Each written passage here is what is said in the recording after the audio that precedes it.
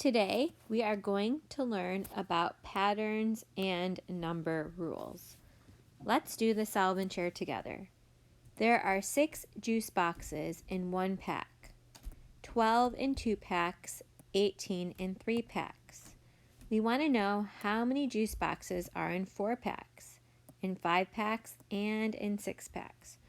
We're going to use the rule to complete the table right here and describe features of the pattern. For example, if the numbers are even or odd, or if they are even and odd. Then we want to find out how many juice boxes are in 10 packs and in 100 packs. So if we look right here, our rule is going to be multiply by 6. So whatever number we have, we're going to multiply by 6 to get our number over here. So 1 times 6 is 6. 2 times 6 is 12, 3 times 6 is 18. So if we have 4 packs, 4 times 6, we would have 24 juice boxes.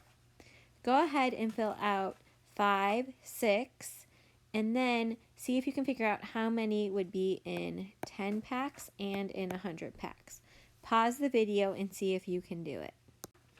Now that you did it, let's see if your answers match mine.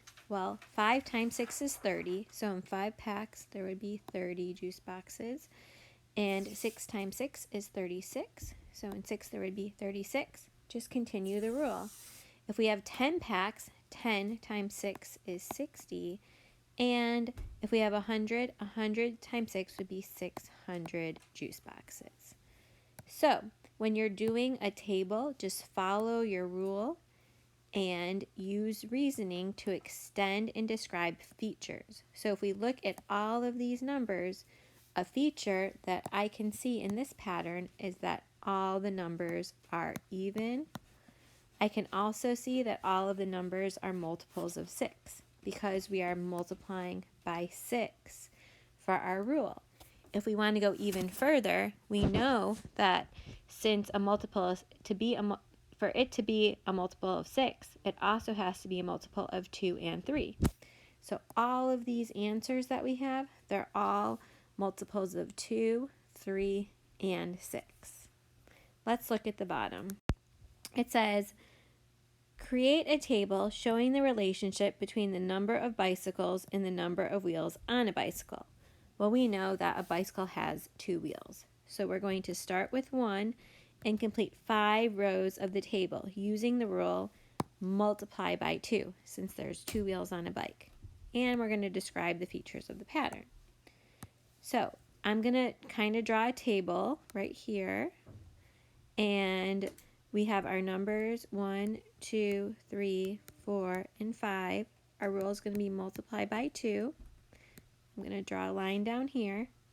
So for each number on the left, I'm going to multiply by 2 to get my number on the right. So 1 times 2 is 2. So in one bicycle, I will have 2 wheels. 2 times 2 is 4. In 2 bicycles, I'll have 4 wheels. 3 times 2 is 6. 4 times 2 is 8. And 5 times 2 is 10. So now we're going to look at our essential question, which is, what is a pattern? So if we look up here, it says there are 3 leaflets on 1 clover leaf.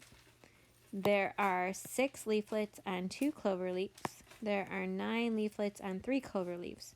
We want to find out how many leaflets are on 4 clover leaves and how many clover leaves will have 12 leaflets. So it says here you can use a table to create, extend, and identify features of a pattern. And we can look right here, and a clover leaf has 3 leaflets. So our pattern is going to be, for each number, we're going to multiply by 3. So we have our table in part B over here, and we have our rule multiply by 3. So if we want to find out how many leaflets are on 4 clover leaves, our number of leaflets is on this side, so we have to think, what times 3 is 12? Our answer is 4. So there are, in 4 clover leaves, we will have 12 leaflets. Now let's look at part C. So in part C, it wants to know how many clover leaves for 12 leaflets. So I know it sounds confusing with leaflets and clover leaves, but you have to make sure you're understanding what it's asking. So our clover leaves is over here. So if we have 4 clover leaves, we have to find out the number of leaflets, which would be 12. So we're dividing by 3 to get 4. There are 4 clover leaves for 12 leaflets. The number of clover leaves is a factor of the number of leaflets. Where over here, when we went the other way, there are 12 leaflets on 4 clover leaves. The number of leaflets is a multiple of the number of clover leaves. So let's look at the convince me on the bottom. It says, if you know the number of leaflets, how can you find the number of clover leaves? And then, if you know the number of clover leaves, how can you find the number of leaflets? So I'm just going to draw an arrow for you. If you know the number of leaflets, that's going to be over here, the number of leaflets, and we want to know the number of clover leaves, we're going to divide by 3. But for this one, this bottom one, if we know the number of clover leaves, then we would multiply by 3 to get the number of leaflets. Let's do the guided practice together. Do you understand? The rule for this table is multiply by 4. So we have to find out what number does not belong. Well, we know that 1 times 4 is 4, so that works. 2 times 4 is 8, so that works. 3 times 4 is 12, so that works. But 4 times 4 is 16, not 15. So 15 does not belong. All right, now let's look at how do you know. So here it says complete the table and describe a feature of the pattern. And we have our rule, which is divide by 4. So here's our top number, and we're just going to divide by 4 to get our bottom number. So 8 divided by 4 is 2, 12 divided by 4 is 3, 16 divided by 4 is 4, 20 divided by 4 would be 5. And a feature of this pattern that I can see is that it goes even, odd, and it will continue that way. Also, with our answers on the bottom, they're each increasing by 1 because it starts with 2, then 3, then 4, then 5. So if the pattern continues, then the next answer on the bottom would be 6.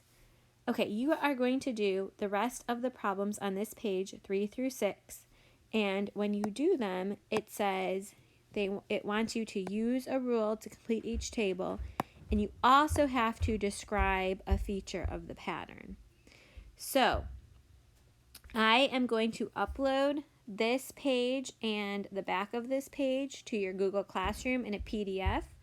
And then I'm going to give you a video on how to be able to edit it for me and send it back. I am going to use it for a grade. So make sure you're doing both of those things for each number 3 through 6. And then on numbers 7 through 13, I don't have them on this particular video, but you'll see them on page 300 or 742. There's only a few more questions. Just answer them the best you can and send it back to me, and then we will go over it on Monday in our Zoom meeting. Okay, see you later. Have a good day. Email me if you have any questions.